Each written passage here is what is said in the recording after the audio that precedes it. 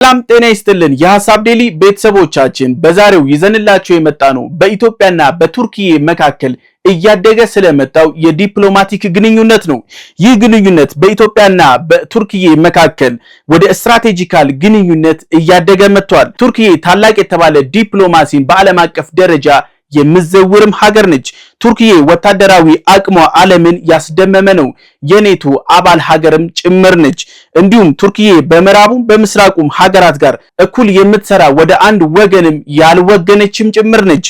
እንዲሁም ኤርዶጋን በሀገራቸውም በውጪም እኩል ተቀባይነትን ያገኙ መሪ ናቸው። አሁን አዲስ አበባ ኢትዮጵያ ይገኛሉ። ይህንን መልእክት አስተላልፈዋል። እሳቸው እንዳሉት ከሆነ ቱርክ በቀጠናው አዲስ ቀውስ እንዲከሰት አትፈልግም። የአፍሪካ ቀንድ ችግር በቀጠናው ሀገራት ብቻ መፈታት አለበትም ብለው ተናግረዋል። የሰላምና መረጋጋት ካለ ቋሚ እድገትም በአፍሪካ ቀንድ ሀገራት በኩል ይታያልም ብለዋል። የአፍሪካ ቀንድ ቀጠና ማንም የውጪ ኃይል እንዲረብሸው እንዲሁም የፕሮክሲ ጦርነት ውስጥ እንዲገባ አንፈልግም ብለዋል። እሳቸው ቀጥተኛ መልእክት ያስተላለፉትም ለግብጽም ለዶናልድ ጄ ትራምፕም ጭምር ነው። እነኚህ አካላት በአፍሪካ ቀንድ ላይ ትልቅ የተባለ ተጽዕኖ ለመፍጠር እየሞከሩ ነው። ትራምፕ በአፍሪካ ጉዳይ ውስጥ ገብተው ለመፈትፈት ይሞክራሉ። ግብጽ የአፍሪካን ጉዳይ ወደ አሜሪካ መውሰድ ይቃጣታል። Importance to the sovereignty and territorial integrity of states in the region in which Ethiopia is also located. Turkey would never want to see new conflicts and new pain added to those already suffered in this region. We believe that this region's problems should be solved by the countries of the region itself, and that the Horn of Africa should not be turned into a battleground for foreign powers. With the return of stability, we see no obstacle to the Horn of Africa becoming a location that attracts attention with its economic opportunities. I'm sure that we'll obtain positive results from today's visit, and I hope this visit will also contribute to the peace and stability of the region. ጠቅላይ ሚኒስትር አብይ አህመድ የሁለቱ ሀገራት የመከሩበትን የዋና ጭብጥን ይፋ አድርገዋል። ከ130 ሚሊዮን ህዝብ የባህር በር የመጠቀም አክሰስ ቱ ሲ መከልከል የለበትም የሚል አቋምም ይዘዋል። እንዲሁም በጠላቶቻችን ሴራ ለረጅም ጊዜ የጂኦግራፊ እስረኛ እንድንሆን ተገደናል። እንደ ቱርኪዬ ያሉ ወዳጅ ሀገራት በዲፕሎማቲክ መስክ ላይ ጫና እንዲፈጥሩም ጠይቀዋል። በቱርኪዬና በኢትዮጵያ መካከል ግዙፍ የተባለ የዲፕሎማቲክ ግንኙነት አለ። ቱርኪዬ በኢትዮጵያ የባህር በር ፍላጎት ላይ ወጥ አቋም አሳይታለች። በዚህም ዙሪያ ላይ ጫናንም እንዲሁም የዲፕሎማቲክ ግንኙነትንም ለመስራት ቱርኪዬ ቆራጥ ሆናለች። ከ130 ሚሊዮን ህዝብ በላይ ያላት ሀገር የሲ አክሰስ ተከልክላ በዓለም ላይ ካለው ልምምድና ትሬንድ ውጪ በጠላቶቻችን ደባ ለረጅም ጊዜ የጂኦግራፊ እስረኛ ሆና እንድትቆይ መደረጉ ትክክል አለመሆኑንና እንደ ቱርኪያ ያሉ የኢትዮጵያ ወዳጆች በዲፕሎማቲክ መስኩ ጫና በመፍጠር በሰላማዊ መንገድ ኢትዮጵያ የሲ አክሰስ ማግኘት የምትችልበት ሁኔታ እንዲያግዙ በስፋት ተወያይተናል። ሎጂስቲክስ አንዱ ትልቁ ቦትልኔክ ነው ለኛ እድገት። ከዚያ ደግሞ የሲ አክሰስ ቁልፉን ነገር የሚይዝ ሲሆን ፕሬዝዳንት ኤርዶጋን ከዚህ አንፃር የበኩላቸው ሚና እንዲጫወቱ ጠንከር ያለ ውይይት አድርገናል። ለዚህ ምስጋና እናቀርባለን። በሶማሊያና በኢትዮጵያ መካከል ውጥረት ተከስቶ ነበር። ይህ ውጥረት ደግሞ መነሻው በኢትዮጵያና በሶማሌላንድ በኩል የተፈረመው ኤምኦዩ ነው። በዚህ በተፈረመው ስምምነት መሰረት እነ ግብጽ ጮቤ ረግጠው ነበር። Somalia and Ethiopia hit a record low after this. But yesterday there was a détente. The two countries have struck a deal to ease tensions. They've agreed to find a peaceful resolution to this issue. And one nation helped bring this deal about. Turkey. በሁለቱ ሀገራት መካከል ገብተው ለመረበሽ ሞክረው ነበር። ቱርኪዬ ትልቅ የተባለውን የአንበሳውን ድርሻ ወስዳ በዲፕሎማቲክ ስምምነት የአንካራው ዲክላሬሽን እንዲፈረም ሆኗል። ቱርኪዬ ወዳጅ ሀገርነቷንም ጭምር በወሳኝ ሰዓት አረጋግጣለች። ለዚህም ጠቅላይ ሚኒስትር አብይ አህመድ ምስጋናቸውን በግልጽ ቸረዋል። We appreciate Turkey showing genuine friendship. እኛ ቱርኪዬ ለኢትዮጵያ ያሳየችውን ልባዊ ወዳጅነት እናደንቃለን። በተለይ እጅግ አስፈላጊ በሆነ ሰዓት ላይ ቱርኪዬ ከጎናችን ቆማለች። ለወዳጃዊ ድጋፋችሁ አድናቆቴን ለእርሶና በእርሶ በኩል ለቱርኪዬ ሕዝብ ይድረስልኝ።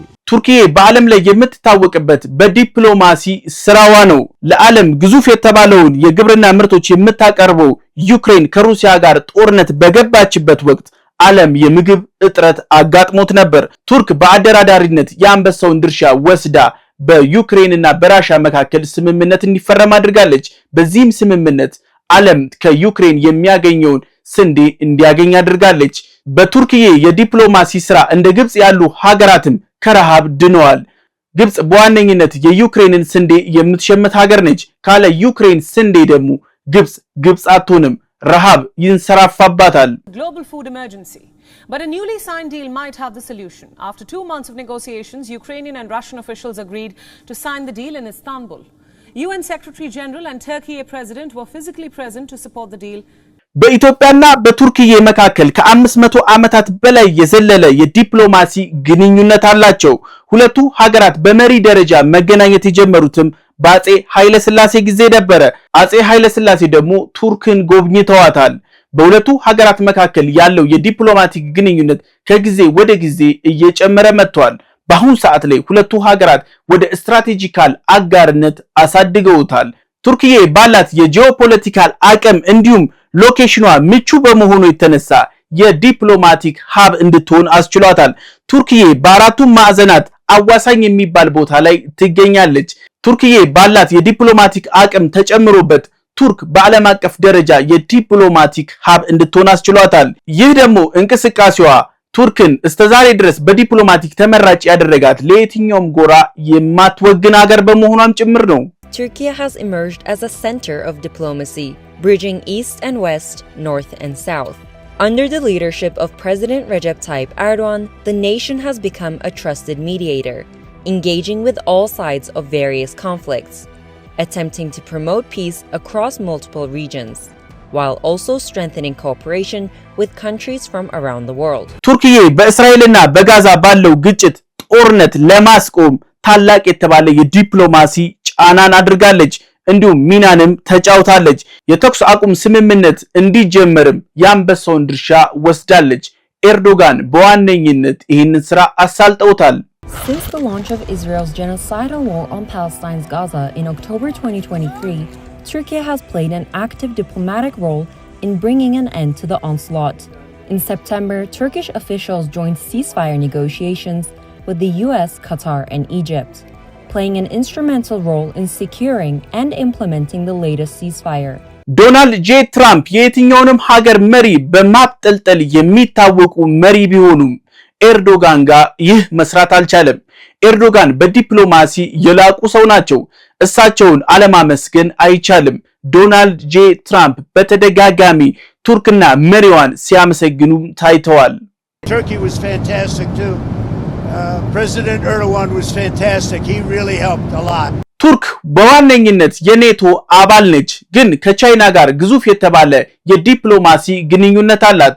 ቱርክዬና ቻይና ግዙፍ የተባለ የቤልት ኤንድ ሮድ ኢኒሺዬቲቭንም ጭምር ያስጀመሩ ሀገራት ናቸው።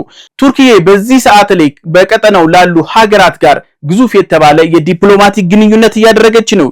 የኔቶ አባል መሆኗ ከራሻም እንዲሁም ከቻይና ጋር እንዳትነግድ እንዳትሰራ አላገዳትም። ይህ የቱርክን የዲፕሎማሲ አቅም ያሳየ ነው። መሪው ደግሞ የአንበሳውን ድርሻ የሚወስዱ ናቸው። China, with which Turkey is increasing economic and political ties. whilst working closely to align Turkey's middle corridor with China's Belt and Road Initiative. Ankara's relations with Indonesia, Malaysia, and Pakistan have also recently been blooming. ፕሬዚዳንት ኤርዶጋን ቱርኪዬ በአሁን ሰዓት ላይ በራሻ ዩክሬን ጦርነት ላይ በሰፊው እየሰሩ ነው። እሳቸው በሁለቱ ሀገራት መካከል ያለው ጦርነት እንዲበርድ ወደ ተኩስ አቁም እንዲገቡ እየሰሩ ነው። ይህ ስራቸው ይህ እንቅስቃሴያቸው እንዲህ ብለው ገልጸውታል። ዓለም ሰላም እንድትሆን እንሻለን። ስለዚህ በሁለቱ ሀገራት መካከል በራሻና በዩክሬን መካከል አድካሚ አሰልቺ የተባለ የዲፕሎማቲክ ግንኙነት ቢኖርም እሳቸው ግን ያንበሳውን ድርሻ ወስደው ፊት ለፊት መሪዎችን ማነጋገር መርጠዋል። Delegations from Kiev and Moscow met in Istanbul and held their first direct talks on the possibility of ending the 3-year Russia-Ukraine war, also aiming to put an end to the fears of a third world war. This is not the first time Turkey mediated a solution to a major global conflict. ቱርኪዬ በአሁን ሰዓት ላይ ከአፍሪካ ጋር ያላትን ትብብር እያጸናች መጣለች። ቱርኪዬ በአፍሪካ ያላትን የኤምባሲ ቁጥሮች ከቀን ወደ ቀንም እየጨመረች መጣለች። እንዲሁም በዚህ ሰዓት ላይ ከአፍሪካ ጋር የሁለትዮሽ ግንኙነትን ጀምራለች። ከኢትዮጵያ ጋር ደግሞ ወደ ስትራቴጂካል አጋርነት አሳድገዋለች። Over the last 20 years, Turkey has significantly expanded its cooperation with African countries, increasing the number of Turkish embassies in the continent and deepening bilateral relations with various African nations. ቱርኪዬ በአዘርባይጃንና በአርሜኒያ መካከል ያለውን ከ40 ዓመት በላይ ዘለግ ያለውን ጦርነት እንዲቆም ወደ ተኩስ አቁም ስምምነት እንዲመጡ ትልቅ የተባለ የዲፕሎማቲክ ስራ ሰርታለች። ቱርኪዬ የምትታወቀው አሁንም ወደፊትም በዲፕሎማቲክ ይሆናል ተብሎ ይጠበቃል። Turkey has played an active and multidimensional role in resolving the over 40-year conflict between its southern Caucasus neighbors, with commitments to cease hostilities, reopen transport routes, and normalize relations. Turkey remains committed to the full normalization of ties between itself, Armenia, and Azerbaijan. ቱርኪዬ ከሳውዲ አረቢያ ጋር በመሆን በራሻ ዩክሬን መካከል ያለው ጦርነት እንዲበርድ እየሰራች ነው። የዚህም የመጀመሪያ ምዕራፍ የሆነውን ከ200 በላይ ወታደሮች ራሻና ዩክሬን እንዲለዋወጡ አድርጋለች። እነዚህ ምርኮኞች ምናልባትም በሀገራቸው በኩል ያለውን የጦርነት አስከፊነት ያንጸባርቃሉ ተብሎ ይጠበቃል። Turkey and Saudi Arabia jointly mediated a significant prisoner swap between Russia and Ukraine, which saw 200 prisoners exchanged through Turkish diplomatic efforts. ቱርኪዬ ማንም ያልደፈረውን የራሻ ዩክሬንን ጦርነት ለማቆም ያንበሳውን ድርሻ ወስዳ እየተፋለመች ነው። ኢትዮጵያ በሰሜኑ የህግ ማስከበር ወቅት ሰዓት የቱርክ ሚና ትልቅ የሚባል ነበረ። በዚህም ሉዓላዊነት እንዲከበር የቱርክ ድሮኖች ወሳኝ መሆናቸው የሚታወቅ ነው። ለዚህም ኢትዮጵያ እውቅናም ጭምር ሰጥታበታለች። Turkish defense company specializing in UAVs and artificial intelligence. Please receive an award from His Excellency Field Marshal Burhanu Jula. ቱርኪዬ የሩሲያና የዩክሬን ባለስልጣናት ፊት ለፊት ተገናኝተው እንዲሰበሰቡ ችግራቸውን በጠረጴዛ ዙሪያ እንዲፈቱ ያላሰለሰ ጥረት እያደረገችም ትገኛለች። ቱርኪዬ በተከታታይ የራሻና የዩክሬንን ባለስልጣኖች እየጠራች በጠረጴዛ ዙሪያ ጉዳያቸውን ችግራቸውን እንዲፈቱ እያደረገች ነው። ምናልባትም ተሳክቶላት ጦርነቱን ልታስቆመው ትችላለች ተብሎም ይጠበቃል። In March 2022, Turkey hosted the first high-level meeting between Russian Foreign Minister Sergei Lavrov and Ukraine's then Foreign Minister Dmitry Kuleba on the sidelines of the Antalya Diplomacy Forum in Antalya. ቱርክን የዲፕሎማቲክ ሀብ ሆናለች የሚያስብላት ይህ ጉዳይ ነው።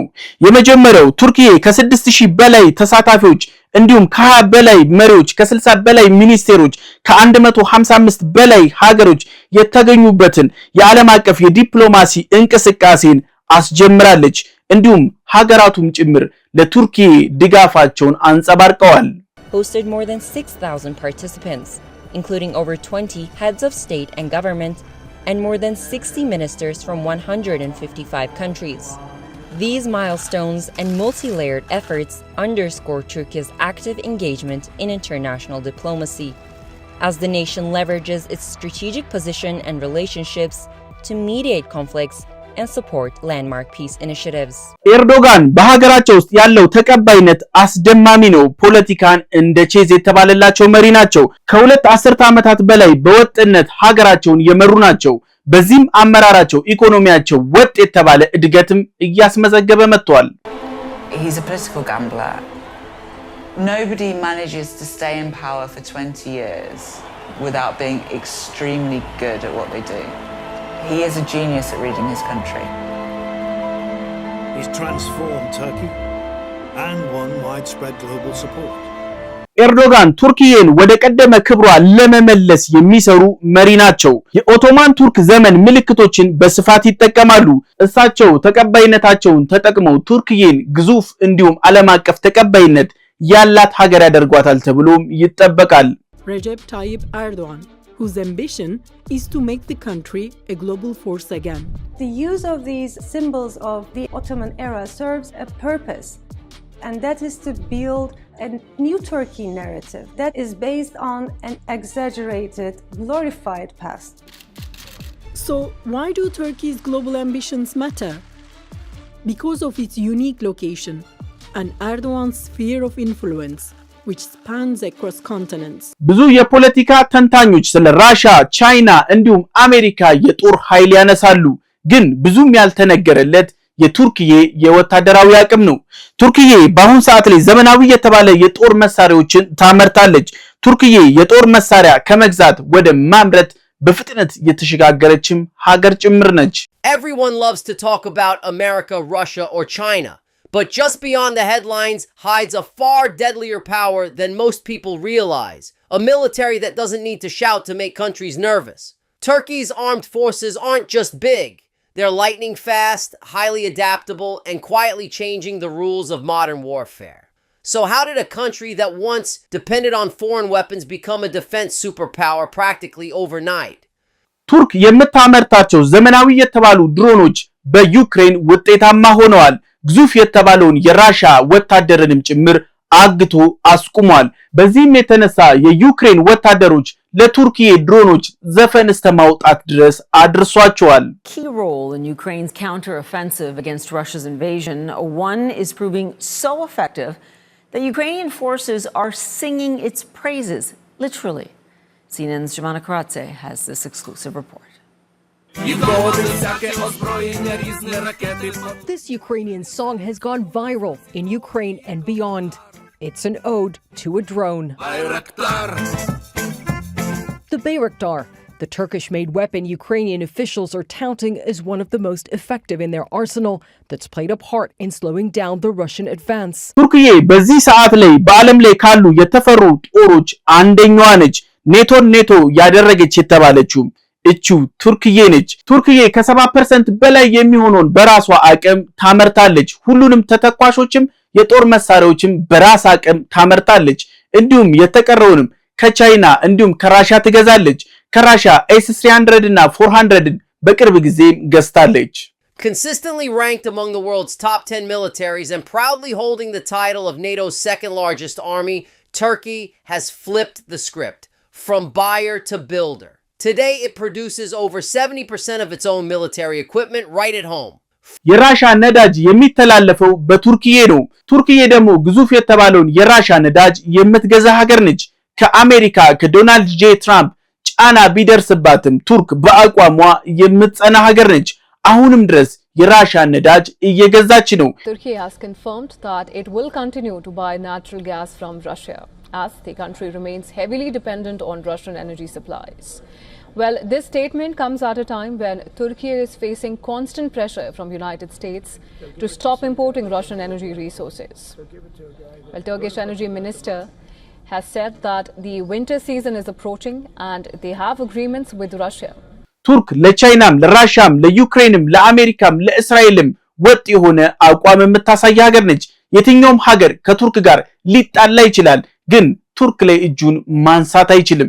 ምክንያቱም ቱርክ በዲፕሎማቲክ እንዲሁም የጦር መሳሪያዋን በራሷ የምታመርት ሀገር ነች።